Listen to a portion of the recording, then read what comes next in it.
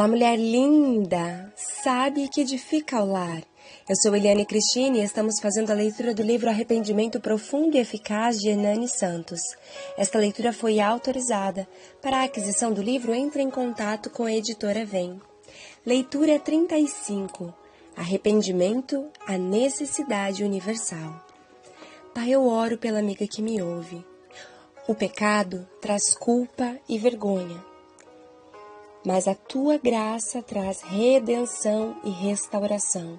Eu oro por mulheres que precisam de cura, através da confissão do pecado e através de mudança no seu estilo de vida. Eu oro em nome de Jesus, amém. Componente 4, vergonha pelo pecado.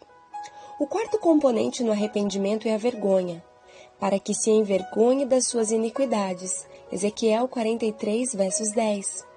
O envergonhar-se é a força da virtude, quando o coração se endurece por causa do pecado. A graça faz o rosto envergonhar-se com rubor. Estou confuso e envergonhado para levantar a ti a face. Esdras capítulo 9, versos de número 6. O filho pródigo, arrependido, ficou tão envergonhado de seus excessos que se julgava indigno de ser. Outra vez chamado filho, Lucas capítulo 15, versos 21. O arrependimento causa um acanhamento santo. Se Cristo não estivesse no coração do pecador, não haveria tanta vergonha se expressando no rosto. Há algumas considerações sobre o pecado que nos causam vergonha. Todo pecado nos torna culpados, e a culpa deixa-nos envergonhados. Em todo o pecado há muita ingratidão, e essa é a razão da vergonha. Abusar da bondade de Deus, como isso nos envergonha. Ingratidão é um pecado tão grave que Deus mesmo se admira dele. Isaías capítulo 1, versos 2. O pecado mostra o que somos, e isso nos causa vergonha. O pecado nos rouba as vestes de santidade e nos deixa destituídos de pureza, deformados aos olhos de Deus, e isso nos envergonha. Nossos pecados expuseram Cristo à vergonha, e não nos envergonharemos deles. Vestimos a púrpura e não vestiremos o carmesim? Aquilo que nos deixa envergonhados é o fato de que os pecados que cometemos são piores do que os pecados dos incrédulos. Agimos contra a luz que possuímos. Nossos pecados são piores do que os pecados dos demônios.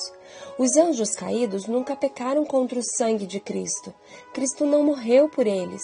Com certeza, se sobrepujarmos o pecado dos demônios, isso deve nos causar muita vergonha. Componente 5. Ódio pelo pecado. O quinto componente do arrependimento é o ódio pelo pecado. Os eruditos distinguem dois tipos de ódio, o ódio das iniquidades e o ódio da inimizade. Primeiramente, há um ódio ou abominação das iniquidades. Tereis nojo de vós mesmos por causa das vossas iniquidades e das vossas abominações.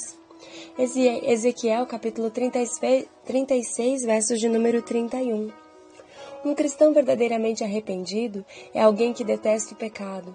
Se uma pessoa detesta aquilo que faz seu estômago adoecer, ela deve com muito mais intensidade detestar aquilo que deixa enferma a sua consciência. É mais fácil abominar o pecado do que deixá-lo. Não amamos a Cristo enquanto não odiarmos o pecado. Nunca anelamos o céu enquanto não detestarmos o pecado. Em segundo, há um ódio da inimizade. Não há melhor maneira de descobrir vida do que por meio do movimento. Os olhos se movem, o pulso bate, portanto, para constatar o arrependimento não há sinal melhor do que uma antipatia santa para com o pecado. O arrependimento correto começa no amor a Deus e termina no ódio ao pecado. Como podemos discernir o verdadeiro ódio para com o pecado? Primeiro, quando a pessoa se mantém resoluta contra o pecado. A língua lamenta amargamente o pecado e o coração o odeia, de modo que, embora o pecado se apresente de forma atraente, nós o achamos detestável e o abominamos com ódio mortal, se levarmos em conta a sua aparência agradável. O diabo pode vestir e disfarçar o pecado com prazer e proveito, mas um verdadeiro penitente que tem ódio secreto pelo pecado sente repulsa e não se envolverá nele. Segundo, o verdadeiro ódio pelo pecado é abrangente. Isso se aplica a dois aspectos no que diz respeito às faculdades e ao objeto. A. O ódio pelo pecado é abrangente no que concerne às faculdades da alma, ou seja, há um desgosto para com o pecado, não somente no juízo, mas também na vontade e nas afeições. Há alguns que são convencidos de que o pecado é maligno e em seu juízo têm uma aversão para com ele, mas acham-no agradável e têm satisfação íntima nele. Nesse caso, há um desprazer do pecado no juízo e uma aceitação dele nas afeições. No verdadeiro arrependimento, o ódio pelo pecado está presente em todas as faculdades da alma, não somente no intelecto, mas principalmente na vontade. Não faço o que prefiro, e sim o que detesto. Romanos capítulo 7, versos 17. Paulo não era livre do pecado, mas a sua vontade se posicionava contra o pecado. B.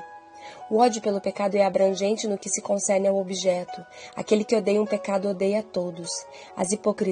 Os hipócritas odeiam alguns pecados que mancham sua reputação, mas o verdadeiro convertido odeia todos os pecados que produzem vantagem, os pecados resultantes de nossas inclinações naturais, as próprias instigações da corrupção. Paulo odiava as obras do pecado. Romanos capítulo 7, versos 23. Terceiro. O verdadeiro ódio pelo pecado se manifesta contra o pecado em todas as suas formas. Um coração santo detesta o pecado por causa de sua contaminação natural.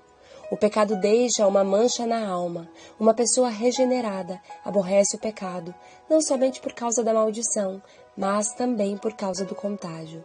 Ela odeia essa serpente não somente por causa de sua picada, mas também por causa de seu veneno. Abomina o pecado não somente por causa do inferno, mas como o próprio inferno. Uau! Glória a Deus! Que possamos lutar diariamente contra a nossa natureza carnal, resistir às tentações e vencer, pelo poder da cruz e do sacrifício de Jesus, todo o pecado que ainda possa estar alojado nas nossas vidas. Um grande beijo, Deus te abençoe e até nosso próximo áudio.